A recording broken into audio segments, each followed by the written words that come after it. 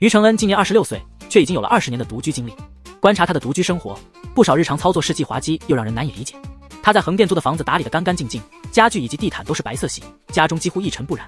作为一名演员，他一年中大部分时间都在剧组奔波，差不多有10个月都在忙着拍戏。每当有休息时间，他就彻底放松自己，每天都起得很晚，闹钟响了好几次，他才能缓缓起身。大多数人早上起床后都会喝一杯温开水，但于承恩却不这样做。他起床后的第一件事就是走到冰箱拿饮料。怎么会有这么多饮料啊？冰箱？他的冰箱全是水没有菜。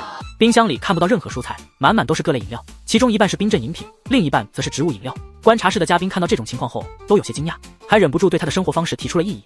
仅仅一个早上就喝了4瓶冰饮。哦，喝完了。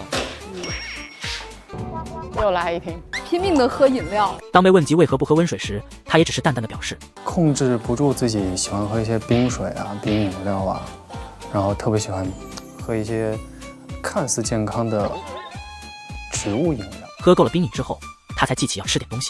他打开冰箱的冷冻层，里面放着许多独立包装的黑色东西，一时看不清到底是什么。他随手拿起一袋，连包装都没有拆开，就直接放进锅里加水煮了起来。哎，包装是不是要拆？哎，它包装不会有毒吗？你看他不知道，他不开火的。哎，这是习惯。我一定会把它拆开，还是要拆开了。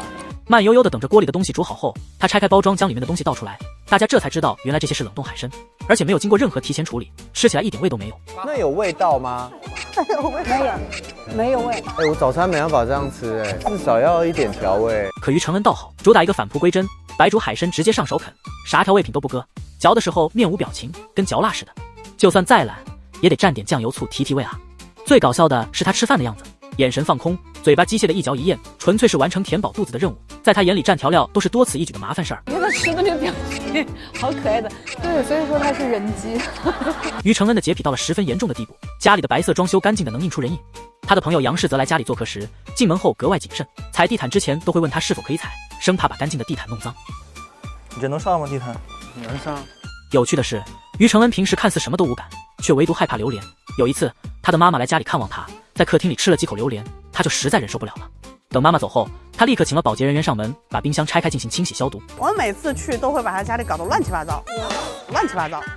然后我妈还会吃榴莲，她会叫保洁把冰箱全部清洗一遍。我们走了以后，特别洁癖。不过，于承恩独居的时候，性格显得比较淡然佛系，可一旦和朋友在一起，就会变得十分活跃。朋友杨氏则约他出去骑行，在上坡路段，杨氏则累得气喘吁吁，脸色都涨红了。于承恩却显得十分轻松，还一边骑车一边哼着歌。还有多远才能？哎呀，还有力气唱歌呢。快了哥，快了。两人骑完车之后，还去横店的街头闲逛，刷到有趣的短视频，就当场一起跟着视频里的动作跳起来，一点也不在意路人的目光，和独居时那个神情平淡的他判若两人。他们干嘛？